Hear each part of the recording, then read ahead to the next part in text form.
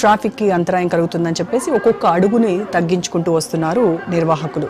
అయితే పర్యావరణ హితం కోసము కొన్ని ఇయర్స్ నుంచి చూస్తే మనము మట్టి గణపతిగా ఖైరతాబాద్ వినాయకుడు కొలువుదీరుతున్నాడు. అంతకుముందు ప్లాస్టర్ ఆఫ్ ప్యారిస్తో తయారైనటువంటి గణపయ్యను మట్టి వినాయకుడిగా, అంటే పర్యావరణ హితం కోసం నిర్వాహకులు మట్టి వినాయకుడిని తయారు చేస్తూ ఉన్నారు.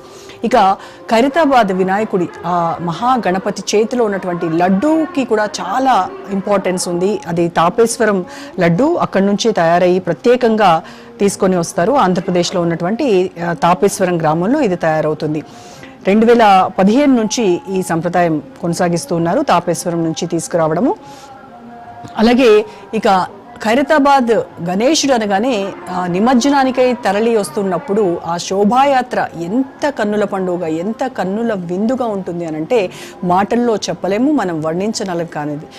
ఎంత అందంగా తయారైనటువంటి ఆ వినాయకుడు 11 రోజుల పాటు ఘనంగా పూజలు అందుకున్నటువంటి ఆ గణపయ్య భక్తుల కోలాహలం మధ్య, ఆటపాటల మధ్య చాలా సంబరంగా ట్యాంక్ బండ్ మీదకి వస్తున్నటువంటి దృశ్యాలు ఎంత అందంగా కనబడతాయంటే, ఇక ఈ మధ్యకాలంలో మనం చూస్తూ ఉన్నాము సోషల్ మీడియాలో చిన్నపిల్లలైతే ఈ నిమజ్జన కార్యక్రమాన్ని చాలా పెయిన్ఫుల్ సెండ్ ఆఫ్గా వాళ్ళు చూస్తూ ఉన్నారు. ఎంత ఏడుస్తున్నారంటే వాళ్ళ ఇంట్లో పెట్టుకున్న ఆ బుజ్జి గణపయ్యలని నిమజ్జనం చేయడానికి తీసుకువెళ్తూ ఉంటే వాళ్ళ ఆ గణపయ్యని వదల్లేక ఎంత ప్రేమ అంటే నా 4 రోజులు 5 రోజులు వాళ్ళ ఇంట్లో ఉంచుకొని పూజ చేసుకున్నటువంటి ఆ గణపయ్యతో ఆ పిల్లలకు ఉన్నటువంటి కనెక్షన్ మనకు చూస్తే మాత్రం నిజంగా కళ్ళు చెమరుస్తూ ఉన్నాయి. ఎంత ప్రేమగా వాళ్ళు గణపయ్యని వదల్లేక నిమజ్జనానికై తీసుకొచ్చి ఈ విజువల్స్ నిజంగా ఈ మధ్యకాలంలో సోషల్ మీడియాలో చాలా ట్రెండింగ్గా ఉన్నటువంటి ఇవి మనం చూస్తున్నాము. అలాగే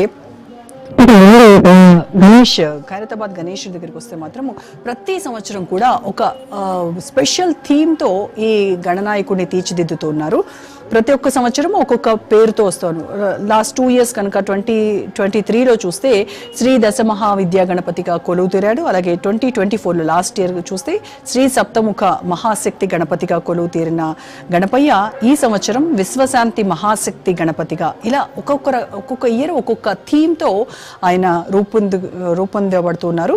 అలాగే చాలా సామాజిక, సాంస్కృతిక, ఆధ్యాత్మిక సందేశాలను అందించేటువంటి నిగూఢ అర్థము రూపొందించినటువంటి ఆ వినాయక విగ్రహంలో మనకి ప్రతి ఏటా కనిపిస్తూ ఉంటుంది. అయితే 1954లో స్వాతంత్ర సమరయోధుడైనటువంటి శంకరయ్య ఈ ఉత్సవాన్ని ఒక్క అడుగు విగ్రహంతో అక్కడ మొదలు పెట్టారనమాట ఖైరతాబాద్లో. అప్పుడు బాల్ గంగాధర్ తిలక్ స్ఫూర్తితో, అంటే యూనిటీ అనేది ఉండాలి, ఆ